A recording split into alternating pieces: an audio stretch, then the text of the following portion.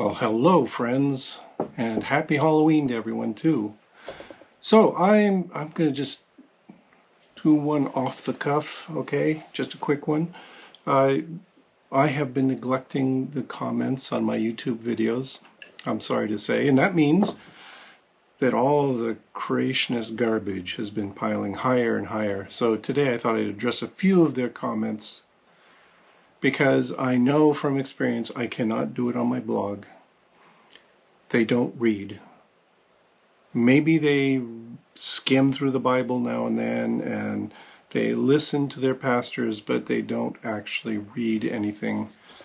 Okay, they probably also read Facebook. That's the kind of thing a creationist would do. But anyway, so what am I going to do? I'm going to go through just a couple of their comments and offer some simple rebuttals, and we'll see how it goes. Okay, let's start right here. This is something from a Mr. Bruce Baird, who says, "Well, I also learned something by watching your video.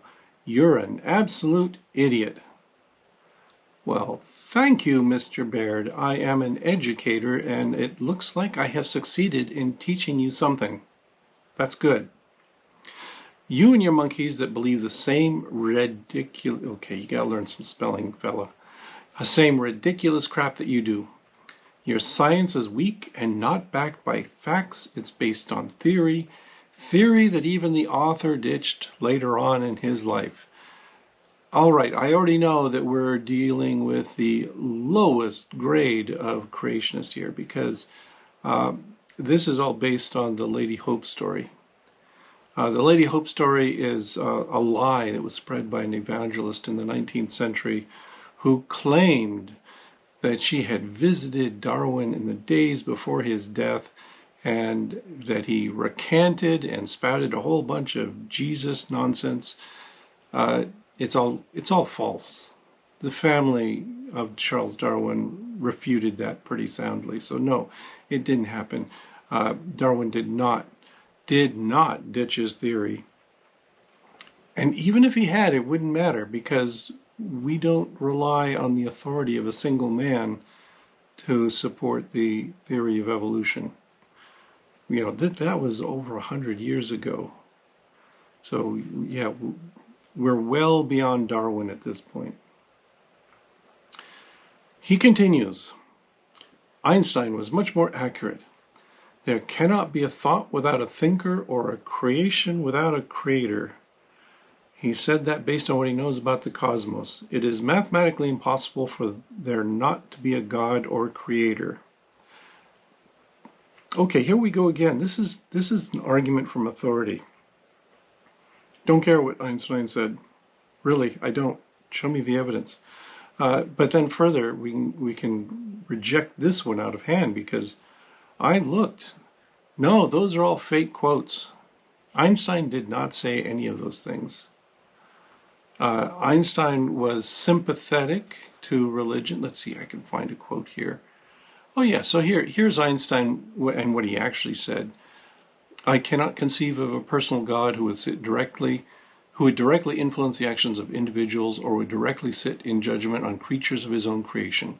I cannot do this in spite of the fact that mechanistic causality has, to a certain extent, been placed in doubt by modern science. My religiosity consists in a humble admiration of the infinitely superior spirit that reveals itself in the little that we, with our weak and transitory understanding, can comprehend of reality. Morality is of the highest importance, but for us, not for God.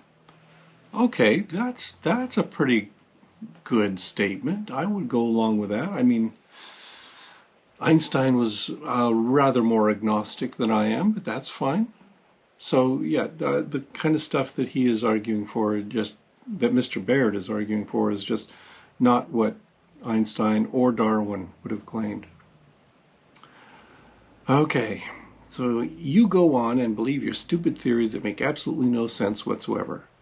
You men who call yourselves educated, what a joke. The day will come when your body will fail you, but your spirit will live on. I kind of doubt that last bit. The day will come when you see how incredibly foolish you were. Okay, I'll keep waiting, but your arguments do not advance your cause at all. They're bogus. And he says, here are 2 videos for you and your educated monkeys. Try to keep up. Okay, you don't need to go looking up those videos. I did it for you. They are both by a guy named, pseudonamed, Raw Matt, who does things with Standing for Truth Ministries. It's creationist drivel through and through. It's not at all convincing, persuasive, or anything. So yeah, don't waste your time. But that's the quality of the evidence this guy is apparently using. Let's do another one real quick.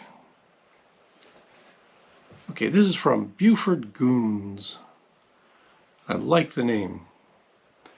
Sir, when will you acknowledge that spiders did not teach themselves to spin a web, but that it is God who programmed the spider to spin a web?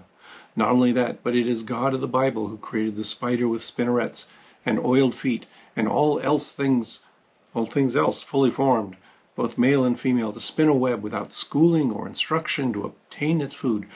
Where did the information to spin come from? Evolution had nothing to do with this whatsoever, but I understand you must keep your job by saying such things. Okay, we do have some ideas about where webs came from. What he doesn't seem to appreciate is that there's a whole range of different kinds of webs out there. That we go from spiders that do not make webs at all, like tarantulas and jumping spiders, but they do make silk, and they do make nice little homes for themselves lined with silk, through to things like the cobweb spiders I study, which don't make a lovely radial web, but they do make a 3-dimensional web. And then, of course, the ones he's probably thinking of, which everybody thinks of, is the Araneid spiders that do make these big radial webs with the radial lines going across it and the circular spiral through the middle. Yeah. Where does that information come from? Well, there was this thing called evolution, and spiders progressively acquired greater and greater abilities to capture prey. That's it. This was 300 million years of practice to the point where now they can make these nice elaborate webs. Okay. I must keep my job by saying such things, huh? I got news for you. I'm one of those tenured professors, which means it'd be really hard to kick me out of my job. I could go out right now and say, Jesus created all animal life in the Cambrian. Not that I believe that. That's silly. But I could say that, and I could write about it, and that would not affect my job in the slightest. It'd cause some distress among my colleagues, and my family would probably be worried about whether they need to commit me or not. But no, my job is safe. Isn't that nice? That's what tenure is for. Okay, that was Mr. Goons. Who we got next? We got one with a name that's harder to pronounce. Jacob Ostapowicz. I hope I didn't mangle it too much. Says, sorry, PZ, but systems do not work on themselves. Entropy never decreases. That's wrong. Of course, entropy can increase. And of course, entropy can decrease on a local level. That's how chemistry works. Yeah, we can have endothermic and exothermic reactions. The thing that's confused him is, okay, the laws of thermodynamics apply to closed systems. So if we did a tally of the entire energy budget of the universe, what we'd find is that overall entropy is always increasing. Okay. But if you look in little local bits, you can have transient decreases in entropy at the same time. So, no, that's simply false. You wouldn't exist if you couldn't temporarily and locally decrease entropy. Okay. He says the big lie that underlines evolution theory is selection pressure, because you cannot have pressure without a surface, real or conceptual. Okay. That's not the definition of pressure. It has nothing to do with surfaces. And it's intuitively obvious that this is false. I can experience pressure in my job, right? No surfaces involved. I have obligations and duties, and I have to go do them. I have to do them every day, and that's a kind of pressure. That's the kind of pressure we're talking about here. Similarly, evolutionary selection pressure, that's just as real as that. There is no demand on evolutionary mechanisms, beneficial mutations which have no examples, that is not relieved by migration, death, and extinction. Okay, I don't even know what he's trying to argue here. There's no demand on evolutionary mechanisms that is not relieved by migration, death, and extinction. Yeah, okay. I sort of vaguely get what he's saying, but I don't see that as a refutation to evolution. And yes, beneficial mutations, we do have plenty of examples of them. I mean, I would point to an obvious one right now. It's in the news, and that is COVID-19. That virus has been mutating and has been generating variants that are advantageous for the virus. Not for us, but for the virus. So that happens. It is happening. And it's going to keep on happening as long as idiots refuse to address the root causes of this pandemic. Okay, then we get a little insult fest. It's a stupid fantasy riddled with billions of years that fools children and intellectuals willing to surrender critical thought for imaginary lines connecting species. Oh gosh, if only we could surrender critical thought for imaginary beings conjuring species into existence. Then we'd be in agreement. But I can't do that. All right, Jacob. Jacob had a couple of comments here. Here's another one. So he's talking to. I have other commenters who are sensible and smart and can address these sorts of things too. So he's talking to one named Gary Walker. Biological systems are not excluded from the laws of physics. Ordered complexity from a single cell into entire ecosystems with increasing populations is a self-replicating 4-bit nanotechnology that operates in 4 dimensions. Okay, he's just making fancy sounding science words there without even thinking about what they mean. I would agree, biological systems are not excluded from the laws of physics. Biology obeys the laws of physics. But I would point out that his example is silly. So he thinks it's not possible for ordered complexity from a single cell into entire ecosystems to exist without a deity. No, but the thing is, it does. You know, my go-to example, counter-example for this argument about thermodynamics is just look at people. Once upon a time, Jacob Ostapowicz was a little tiny baby, and he grew up and he got educated, well, miseducated, and experienced a constant decrease in entropy locally throughout his life. He could have decreased it a little more if he'd actually gotten a legitimate education, but okay, that it's obvious that yeah, we can increase complexity just fine at the expense of increasing disorder elsewhere. That's all the law of thermodynamics requires us to do. And he says, but it's just a chemical reaction. Why do cells in a multicellular organism work together?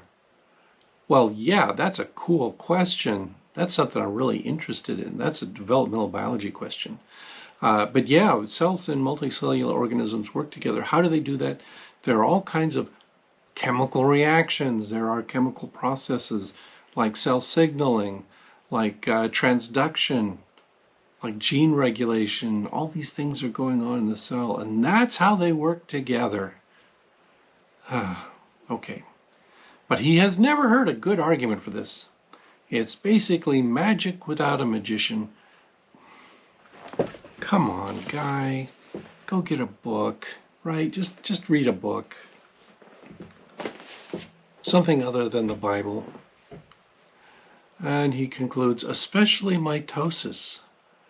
What is magical about mitosis?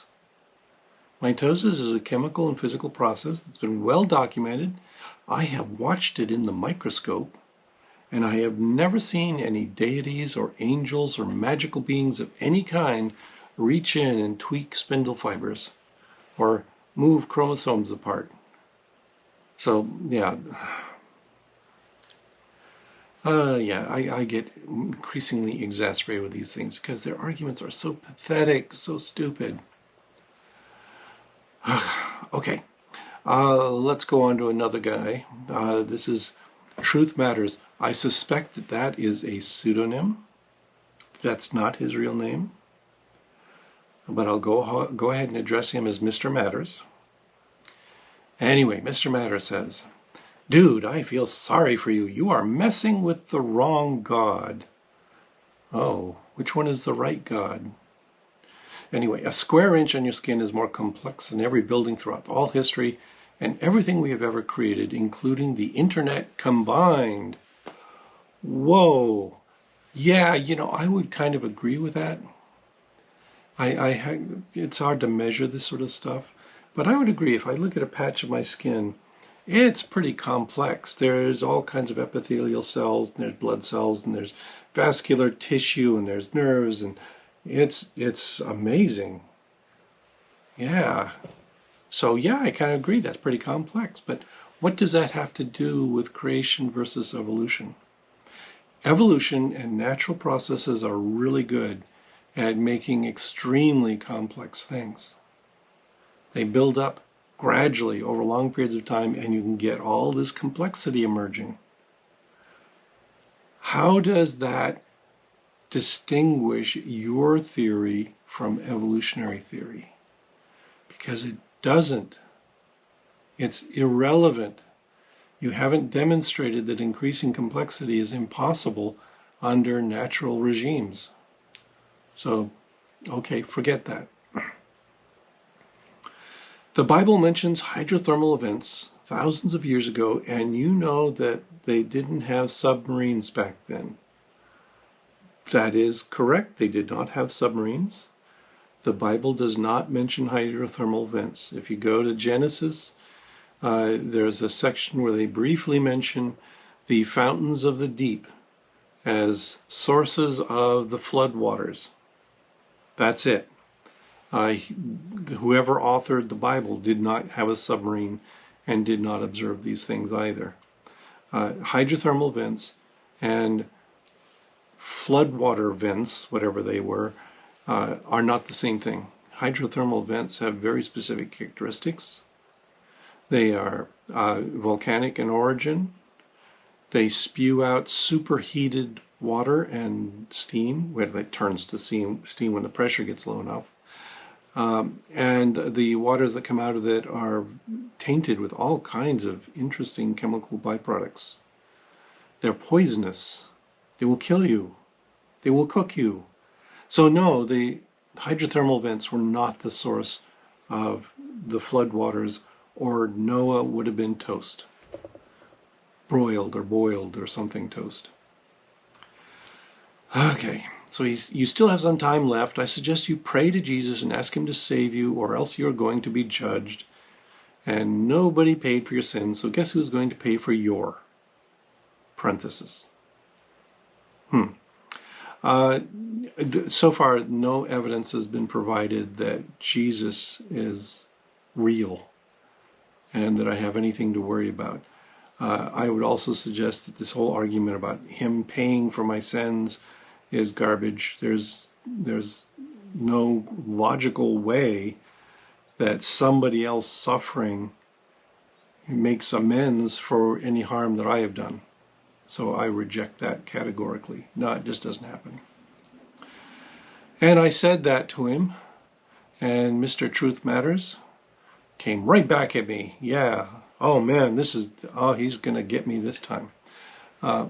He says, yet we have never observed a beneficial mutation, nor a mutation that added information. Can you name one? Yes, I can. That's a trivial question. The literature is full of this stuff.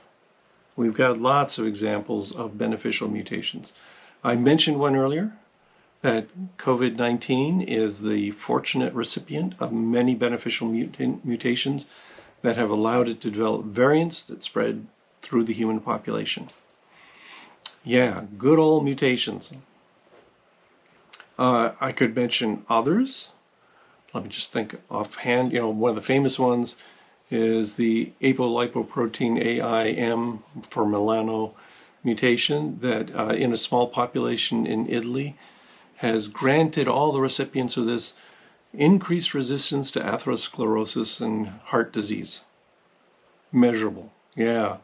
They just don't get clogged arteries like the rest of humanity does. That sounds like a pretty good mutation. Wish I had that one. That would be very helpful. Let's see, what others can we think of? Well, just in general, there are so many variants of the human genome that have different effects. So, of course, we've got lots of these. I'd also add that beneficial mutations are dependent on the environment, right? So, sickle cell disease, that's caused by a mutation. And the sickle cell mutation is detrimental in general to people in the United States. If you inherit it, that's bad. It's going to cause you problems. It's going to give you no particular advantage. On the other hand, if you have this mutation and you live in an area where malaria is endemic, it gives you resistance to malaria and may have a net advantage to you. And this is true of any mutation. It depends on the circumstances. To just say, here's a mutation that's flatly advantageous no matter what the circumstance, no, it just doesn't work that way. Okay, and a mutation that added information, that's trivial. Any geneticist can point you at this. There are lots of variations where you get a duplication of a piece of the genome. So you've taken a piece of the genome and you've copied it right next to it. That's increasing the amount of genetic information in that individual. There's no way around it. Duplications increase the information in the genome. So yeah, trivial. That one's easy. All right, now we're going to get a Gish Gallop though.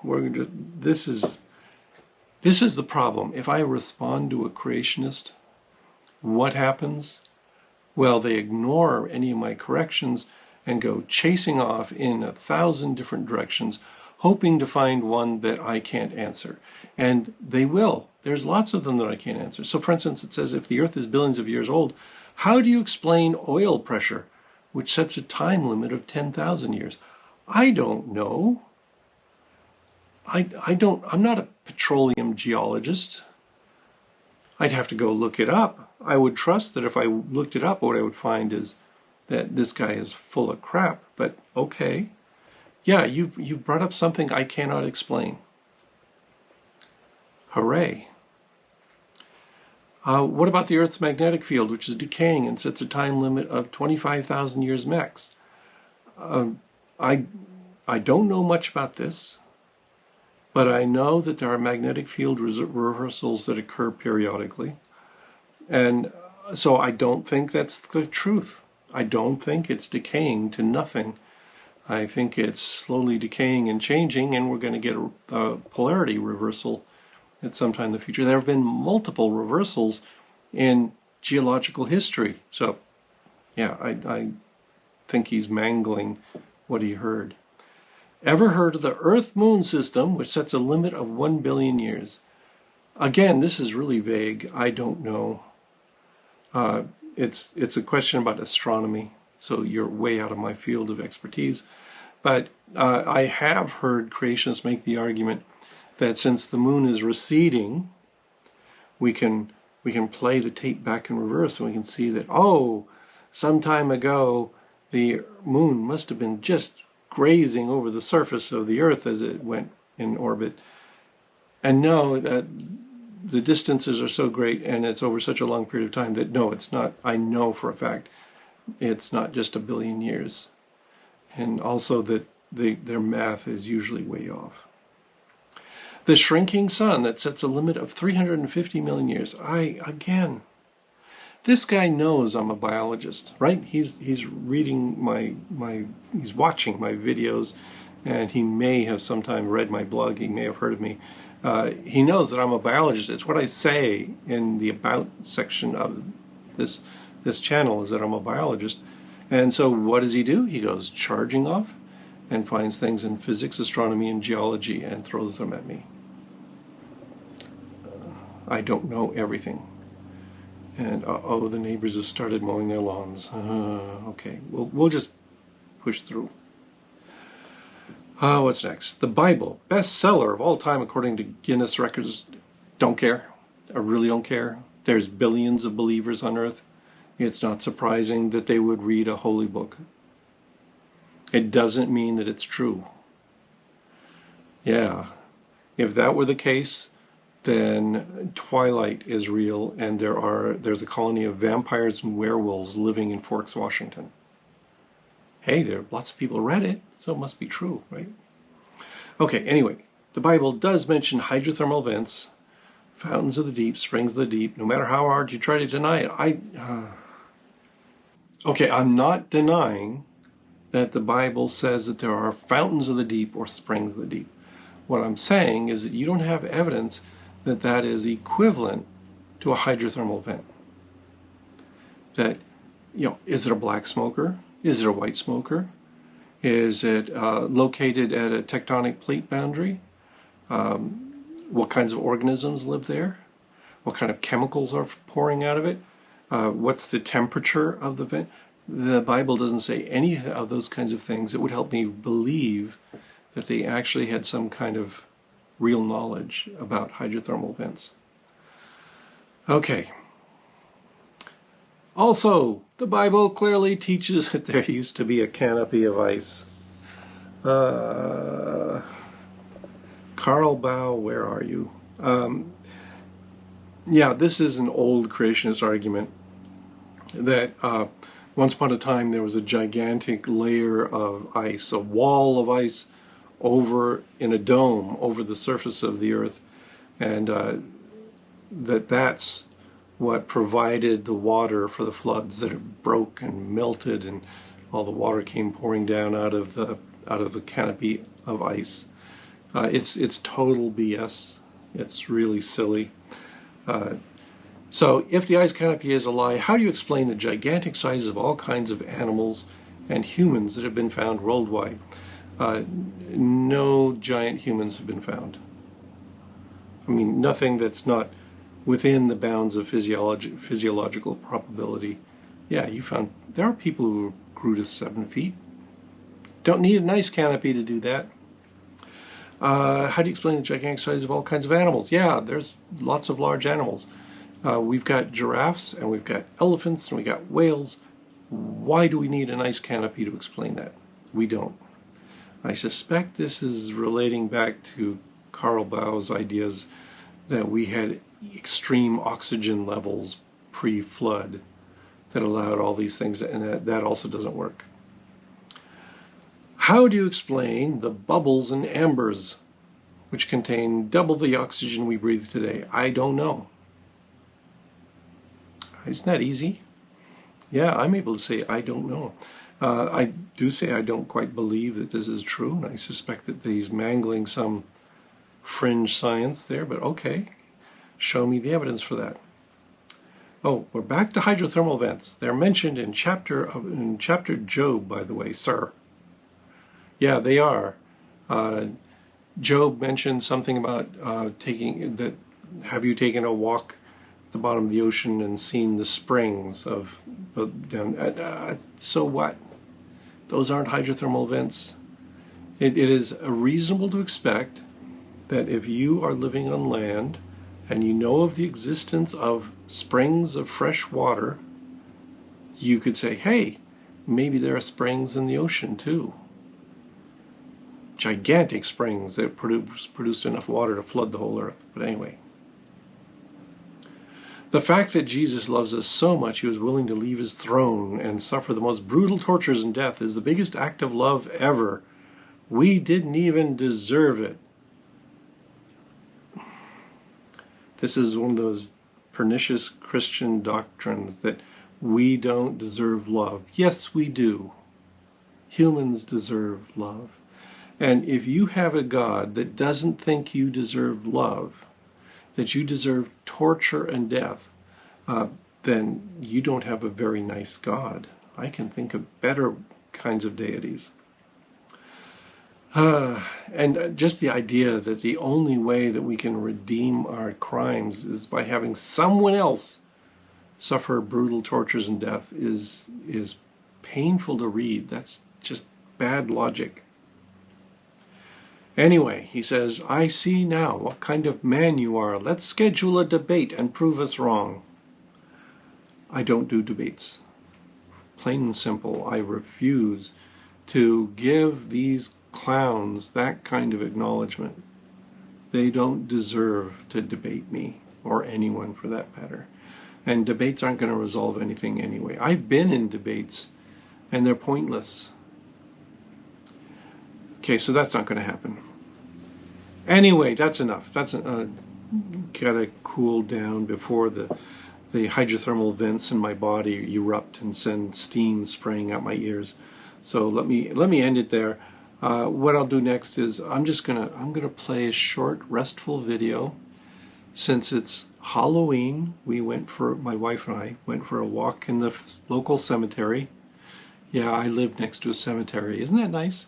Anyway, we just went for a little walk there. And while you view the beautiful cemetery grounds, look at the patrons scrolling by. These are the people who support me on patreon.com/pzmyers. You're welcome to join them. I'm cheap. For as little as $1, you get my commentary about spiders and things like that over there. And you get your name in my videos. So it's worth it, right?